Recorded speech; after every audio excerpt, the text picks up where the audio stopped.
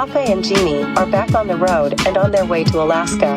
In the past, they have visited, groovy places like Shelter Cove, Timbuktu, Fountain of Youth, Area 51, Western Nudist Library, South Beach, Death Valley, Mermaid Museum, Salton Sea, Forks, Washington, Cool Springs, Arizona, Slab City, Sheri's Ranch, Peggie Sue's Diner, and some other far-out places of interest to find out what is really going on. All information is deemed reliable, however, it could be embellished. This is what Hawkeye's Tales and Trails is all about. Please click on the black cat on the bottom right-hand corner at any time to subscribe. You're a Hawkeye! You mean kind of what? You're going so fast. 5 miles an hour is not fast. What kind of fun? The previous episode about Kaniksu Ranch, an idyllic naturist community located in the northeastern part of Washington state since 1939.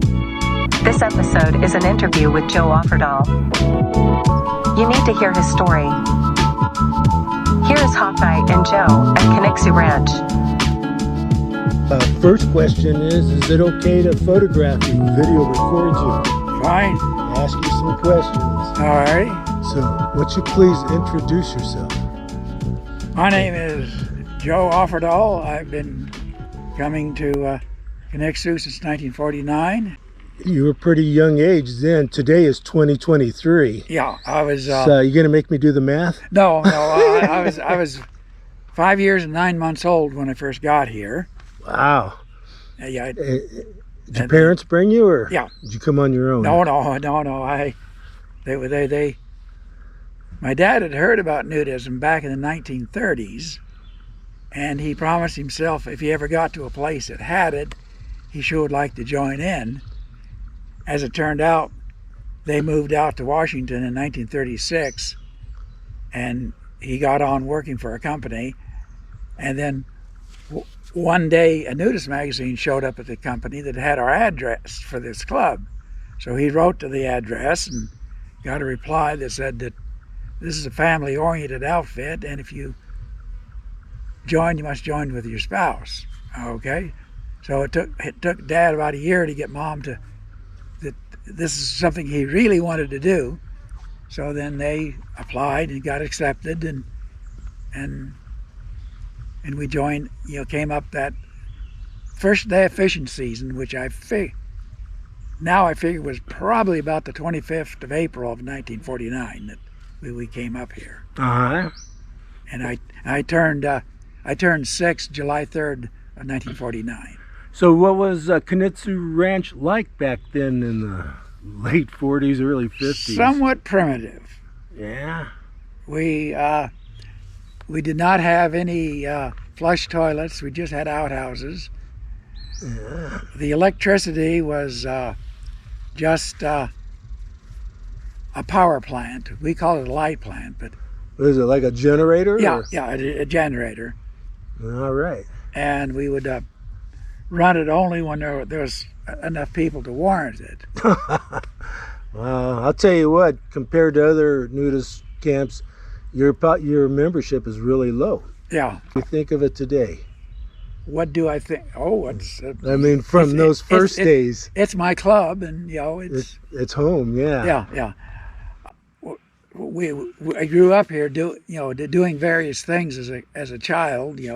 Hiking, playing sports, volleyball, swimming. It was the natural and normal way to do it. Huh? Yeah. And then there were a lot of kids back then. There seems to be less kids coming nowadays. Yeah. But that's sort of how America works. Yeah, well, it's probably the whole human race. But, And we've another thing about Kaniksu, we got commercial power. We got it in 1958. Wow. It was. Eisenhower was president. Yeah. We had the old pond that was our swimming hole. And one time they took the temperature of that, and it was 63 degrees. Wow. Pacific Ocean, 63 degrees on a good day. Yeah, and then we went ahead and put in a pool where the pool is now, and there's been several renditions of it. Yeah. The liner wears out, so we put a new liner in, and Yeah. You know the reason why they use a liner versus plastering, I guess? I'm sure it has to do with the weather, but I really don't know. not really. It just can't. Well, It's just cheaper. the first pool we got these guys that put it in, so they filled it in with decomposed granite, and then they put plywood on the side and a foam padding on the bottom, and then they put the liner in. Yeah. The liner, we thought it should have been cement, but they did the liner, and then they never. I think I heard them say at a meeting they have to replace it about every 15 years. Yeah, something like that. It starts tearing and all that. So. Where does the word Kaniksu come from? Okay, it's a Native American word, or whoever they were, but they were the early preachers that came in the area, and their wardrobe was black robes. So the Native Americans called him, black robe, and their language was Kaniksu. Wow. Okay, with that word in mind, then in the early part of the 20th century, the National Forest Service wanted to create a national forest, and they wanted to honor this Father DeSchmidt. So they used the word Kaniksu to have Kaniksu National Forest. And then at one time, Kaniksu National Forest surrounded us. We weren't part of the Kaniksu National Forest, but we were just, our little pocket was not National Forest, but we borrowed the name Kaniksu, and that basically was our location. And our name of our club was Sunway Society, but that was the organization name, and the Kaniksu was the place name. So that's how. DBA, gotcha. Yeah, okay, well that's great to know. Tell us, it seems that a lot of your full-time members here are retired military, to the to the general public, they think nudist resorts go back to the hippies and the colony days and stuff okay. like that. That I have heard that is a misconception. Straighten us out, man. Okay, our club started in there was a couple in Spokane named Jim and Pauline, and they Pauline had some kind of a condition that her doctor told her could be helped if she would expose her body to the sunlight. Right. So that was a good idea. And then her husband Jim, he got a hold of some nudist magazines that had listed a couple of clubs in the area, and one of them was the club in Portland, Oregon, that's now, it was at that time was called Hesperia. Mm-hmm. So Jim and Pauline contacted him, went down for a visit, and the president, suggested that maybe they could start a club in the Spokane area. So then they came back with the idea, found like-minded people, and then started looking for property. And so they organized, they got their now it'd be ANR. Yeah.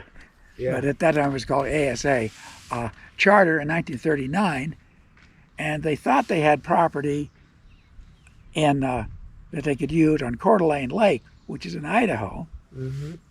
However, looking for property, and they found this area, so they contacted the owner, and after some negotiation, she agreed to sell it to them. They put $100 down, and they agreed to a mortgage of paying $100 a year for 10 years. And they got 320 acres. But the only catch to that was that the eastern half of the 320 acres we did not own the timber rights to. We owned the western half of the 320 acres or 160 acres. We owned it outright, so we could do it whether we want. However, that worked out all right for a while, but then later on, the logging company was going to clear cut too close to it, so we negotiated with them. So we traded land for timber rights. And so the road was the boundary. We said, all right, we'll say the road is the boundary, and you can have all the land east of that if you give us timber rights to the west of that. So that's how we come up with 243 acres. Well, that's a nice piece of real estate, let me tell you. Yeah, and then we took over the property in 1941 and paid it off, and then when the club paid off, then the club incorporated, and then the club became the owner of the property. So it's not held to one person. If like some clubs. Yeah, I understand.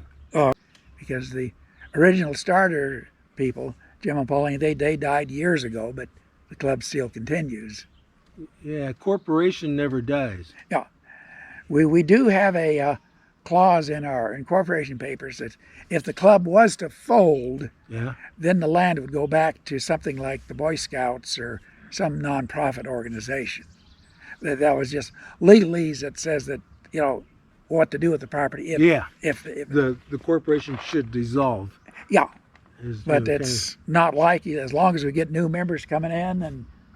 Yeah, and this is one of the most beautiful places on earth. Yeah. The weather's only good a few months out of the year. Yeah, we say our is open from Memorial Day to Labor Day. Yeah. However, we as members usually sneak in a little bit before that and a little bit after that. Yeah, weather permitting. Yeah, weather permitting, and then now that way we sort of through September and October we start preparing the club for winter. We drain the pipes and do all winterize. This. Yeah. Astounded about it, like I mentioned earlier. You have a lot of retired military here. Yeah. And you're all from different branches of the government. Right. Yeah. And you're all brothers in arms. Oh yeah. But is there any kind of rivalry between the different branches? Not really. At this point in time, it's gone. It's just sometimes we'll razz each other, but nothing serious. Yeah. Boy, neighbor at Glen Eden, and he was in his 90s, retired admiral. Oh. My God, when the Army-Navy football game was on TV. Man, everything came to a stop, man, to watch that game, Yeah. And boy, he got excited about it, too. Oh, yeah. I don't get football myself, but Yeah, there's nothing that serious here. Okay, that's good to know then. Anything you want to add? I'll just throw in this that when I joined the Air Force, you had to list all your clubs. So I listed, Kaniksu, yeah. Mm-hmm. And nobody said anything about it until years later. I was going for a specialized clearance, and the guy asked, "Well, what's this nudist outfit?" So I showed him my card, and he, "Oh yeah, no kidding." And then the only question he asked is, "Could that be held as blackmail towards you?" And no, I mean, the Air Force knows about it, and my parents know about it. And they're not in the closet, yeah. Yeah, so I understand that from the security point of view, that would be a problem if you didn't tell. Yeah. Then they could say, well, we're going to tell your commander that you belong to that whatever. But so what? Yeah, that's a really nice freedom. A lot of people are hiding that information from their friends and relatives, Yeah, but he said, "Oh, what? After we finished the interview, what else is new?" And I got my clearance. Right on. Yeah. Right on. So tell us briefly about your military background. Okay. Well, I started out as data processing machine operator. That was the days of the punch cards. And then after I'd been in for 5 or 6 years, they changed it from data processing machine operator to computer operator. And then long towards the end, they merged the communication folks with us and called us information specialists.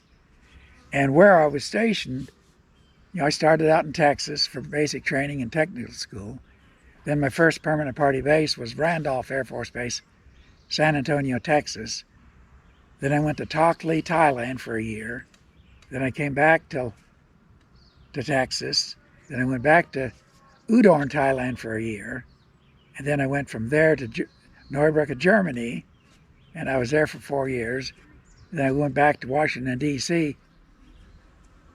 I was in the area for 3 years at Bowling, which is inside the district itself, and then 2 years at Andrews, is Air Force Base, where they house Air Force One. And all of the time was in computer business. And then I went back, but got another overseas assignment to Germany, and for there 4 years. Then I came back to Alabama for a year and a half, and then I went. Then the office moved to Texas again, and then I spent a year and a couple of months there. Then I retired and came back home. So that's sort of my. Yeah, well, that's very colorful. Yeah. Oh yeah. Actually, I had a close friend served as a communications officer. Oh. On Air Force One during the Daddy Bush years. Oh, okay. I don't know if he may have attended here because Lake Bronson was his home club there. Oh yeah. But he'd come down to Glen Eden every winter. Oh, okay. Yeah, a lot of the people up here are snowbird. Yeah. They eat Glen You Eden. guys are sunbirds here. Yeah. After it's released. Oh, okay. Yeah. Thank you very much. Okay. In conclusion, Kaniksu Ranch is a haven for individuals seeking a naturist lifestyle and a deep connection with nature. With its serene setting, wide range of amenities, and vibrant community, it offers a unique and fulfilling experience for all who visit. Whether it is for a day trip or an extended stay, Kaniksu Ranch provides a welcoming and nurturing environment where individuals can embrace their true selves and form meaningful connections with other like-minded individuals. Contact information is on the screen. You should call them for directions before making your first visit. Be sure to subscribe to Hawkeye's Tales and Trails for future episodes regarding social nudism. I am hard-charging pagan women warrior queen, Calithia. Thanks for watching.